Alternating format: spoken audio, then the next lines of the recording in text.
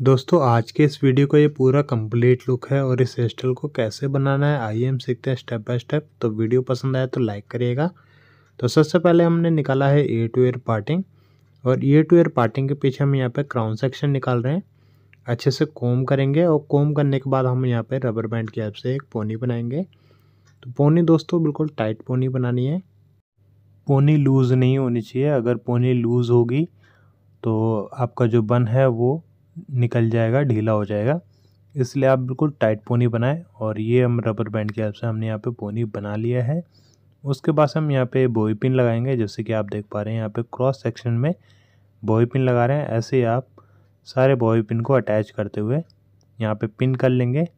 उसके बाद से हम यहाँ पे डोनट स्टफिंग लगाएंगे। तो जो पोनी है इसके अंदर ही हम डोनट स्टफिंग डाल देंगे और उसके बाद से इसको जूड़ा पिन की हेल्प से अच्छे से पिन करेंगे। तो डोनट स्टफिंग को हम अच्छे से यहाँ पे पिन कर रहे हैं। इस तरीके से आप स्टफिंग को पिन कर लेंगे। उसके बाद से जो पोनी थी इसको 2 पार्ट में डिवाइड कर लेंगे। उसके बाद से पोनी के पीछे हमने यहाँ पे बैक कॉम्ब किया है और इसको डोनट स्टफिंग के ऊपर ही स्प्रेड कर देंगे सेक्शन को। तो दोनों जो पार्ट था दोनों के अंदर हमने बैक कॉम्बिंग करके स्टफिंग के ऊपर अच्छे से स्प्रेड कर लिया हो और एक रबर बैंड की हेल्प से यहाँ पे एक बन बना लेंगे। उसके बाद से रबर बैंड को भी हम यहाँ पे पिन कर लेंगे ताकि रबर बैंड बाहर की तरफ निकले नहीं। उसके बाद से फ्रंट पे आता है। तो फ्रंट पे हमने क्या कर रखा है कि सबसे पहले हमने मांगटी का सेट कर लिया है। उसके बाद से हम यहाँ पे सेक्शन निकाल रहे हैं। सबसे पहले हमने यहाँ पे बॉक्स सेक्शन निकाला है और बॉक्स सेक्शन निकालने के बाद अच्छे से हम यहाँ पे कोम कर लेंगे और साइड में हमने थोड़ा सा और एक्स्ट्रा हेयर निकाले हुए हैं। तो ये हमने सेक्शन निकाल लिया है। उसके बाद पीछे हम बैक कॉम करेंगे। तो ये हमने सेक्शन लिया है और हमने यहाँ पे पीछे बैक कॉम अच्छे से कर लिया है। और बैक कॉम करने के बाद दोस्तों आप यहाँ पे स्ट्रॉन्ग हेयर स्प्रे यूज़ करेंगे। स्ट्रॉन्ग हेयर स्प्रे में सॉशको कंपनी का टाफ्ट हेयर स्प्रे यूज़ कर रहा हूँ 5 नंबर होल्ड, तो आप ये यूज़ कर सकते हैं। उसके बाद से फ्रंट पे भी हमने सेम टू सेम यही स्प्रे यूज़ किया है। अच्छे से हम यहाँ पे कोम करेंगे, जैसे कि आप देख पा रहे हैं हमने अच्छे से कोम किया है। और सेक्शन को हम साइड में लेके आएंगे। अच्छे से हम सेक्शन को साइड में लेके आने के बाद हम यहाँ पे लाइंस बनाएंगे, जैसे कि आप देख पा रहे हैं फिंगर टिप का इस्तेमाल करके हम यहाँ पे लाइंस बना रहे हैं। तो ये आपकी चॉइस है, आप कितना डीप लाइंस बना सकते हैं, कितनी सॉफ्ट लाइंस बना सकते हैं।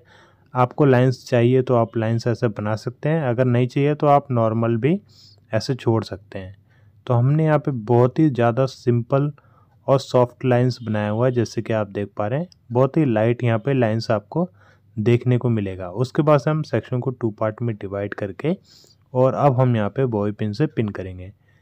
तो यहाँ पे हम पहले पीछे वाला जो सेक्शन है इसको हमने अच्छे से पिन कर दिया, क्योंकि सेक्शन काफ़ी ज़्यादा बड़ा था, इस वजह से हमने सेक्शन को 2 पार्ट में डिवाइड किया था। अभी दूसरा वाला जो सेक्शन था इसको भी हमने बॉबी पिन की हेल्प से अच्छे से पिन कर दिया है। साइड का सेक्शन था इसको भी हमने बैक कॉम करके और इस सेक्शन को भी हम यहाँ पे पिन कर लेंगे। जैसे कि आप देख पा रहे हैं हमने यहाँ पे सेक्शन को पिन कर दिया है। अब साइड में आते हैं तो यहाँ पे हम वर्टिकल सेक्शन निकाल के और कर्ल करेंगे। तो जो मैं कर्ल कर रहा हूँ ये 25 mm की कर्लिंग मशीन है और ये 25 mm की कर्लिंग मशीन मीडियम साइज़ के कर्ल को प्रोवाइड करती है। अगर आपको मीडियम साइज चाहिए तो आप 25 mm की कर्लिंग मशीन यूज़ कर सकते हैं।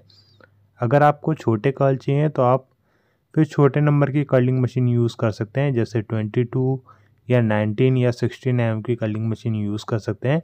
अगर आपको बड़े कर्ल चाहिए तो 25 mm से ऊपर के नंबर के कर्लिंग मशीन यूज़ कर सकते हैं, जैसे 30 नंबर, 36 नंबर, 32 नंबर, इस तरीके की कर्लिंग मशीन यूज़ कर सकते हैं।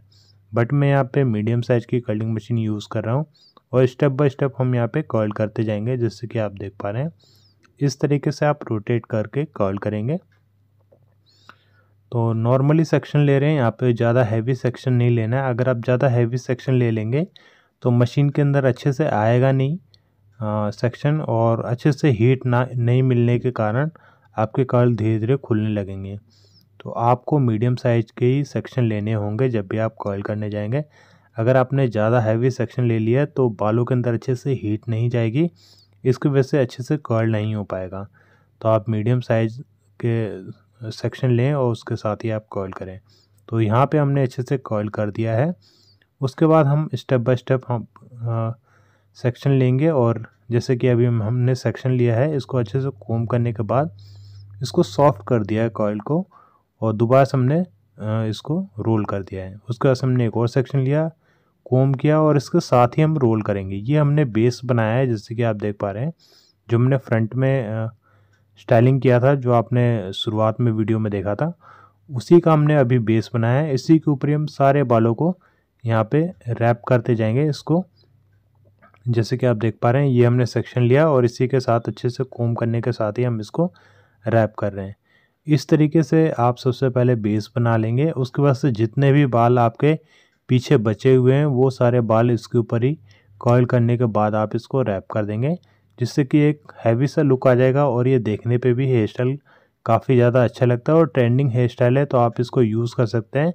All time evergreen hair style है, आप इसको यूज़ कर सकते हैं। क्लाइंट को दिखाने पर क्लाइंट अक्सर यही बोलता है कि मेरे को भी यही हेयर स्टाइल चाहिए, या आपके पास क्लाइंट भी लेके आता होगा कि मेरे को इस तरीके का हेयर स्टाइल चाहिए। अगर आपके पास इस तरीके का हेयर स्टाइल आता है तो आप ईज़िली इस हेयर स्टाइल को ट्राई कर सकते हैं। बस आपको कर्लिंग अच्छे से करना आना चाहिए। जिस तरीके से आप देख पा रहे हैं हम यहाँ पे कर्ल कर रहे हैं। इस तरीके से कर्ल करने के बाद आप इसको जो हमने बेस बनाया था इसके ऊपर रैप करते जाएंगे। तो इस तरीके से आप इस हेयर स्टाइल को बना सकते हैं। साइड में जैसे हैवी एक वॉल्यूम के साथ, एक कर्ल के साथ आप इस हेयर स्टाइल को बनाएंगे। तो ये हमने एक और सेक्शन लिया, अच्छे से कर्ल करेंगे जैसे कि आप देख पा रहे हैं। और जैसे कि मैंने आपको बताया, अगर आपने ज़्यादा हैवी सेक्शन ले लिया तो आपके कर्लिंग मशीन के अंदर आएगा नहीं, और उसके अंदर हीट ना लगने के कारण आपका जो कर्ल है वो धीरे धीरे खुलने लगेगा। तो इसलिए मैं यही कहूँगा कि आप मीडियम साइज़ के कर्ल लें। और जैसे कि आप देख पा रहे हैं, स्टेप बाय स्टेप हम जो कर्लिंग मशीन है, एक एक कर्ल करने के साथ ही हम क्या कर रहे हैं, जो हमने बेस बनाया था फ्रंट पे उसी के ऊपर हम ला के सेक्शन को रैप कर रहे हैं। तो अभी हम एक और सेक्शन को कर्ल कर रहे हैं सेम इसी 25 mm की कर्लिंग मशीन से। ये हमने कर्ल कर दिया है अच्छे से। अब जो हमारा फ्रंट में कर्ल है इसी के ऊपर ही ला के इसको रैप कर देंगे। तो सबसे पहले हमने कोम कर दिया। कोम करने से क्या होगा, एक तो सॉफ्ट हो जाएगा हमारा हेयर, और उसके बाद से हेयर स्प्रेड हो जाएंगे, छोटा नहीं रहेगा, सेक्शन ब्रॉड हो जाएगा और अच्छे से उसके ऊपर फैल भी जाएगा। तो ये हमारा लास्ट का सेक्शन है। पीछे के अब बिल्कुल भी बाल नहीं है, जितने भी बाल थे हम फ्रंट पे लेके आ चुके हैं। अब ये लास्ट का सेक्शन है, इसको हम अच्छे से कर्ल कर लेंगे और फ्रंट पे लाके जो हमने बेस बनाया था, जो हमने फ्रंट में स्टाइलिंग किया हुआ है, इसी के ऊपर ही हम इस सेक्शन को भी रैप कर लेंगे। ये हम सेक्शन लाए हैं, अच्छे से कोम करेंगे। सेक्शन अब हमारा ब्रॉड हो जाएगा, सारे हेयर खुल जाएंगे, सेक्शन भी हमारा सॉफ्ट हो जाएगा और इसी के साथ ही हमने इसके ऊपर स्प्रेड कर दिया है।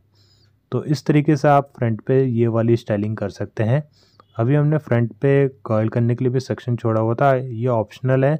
अगर आपको फ्रंट में कर्ल चाहिए तो आप सेक्शन पहले छोड़ सकते हैं, अगर आपको नहीं चाहिए तो आप ऐसे भी कर सकते हैं। तो ये हमारा पूरा कंप्लीट लुक है दोस्तों। अगर आपको वीडियो पसंद आया तो लाइक करिएगा और चैनल को सब्सक्राइब करिएगा। Thank you very much.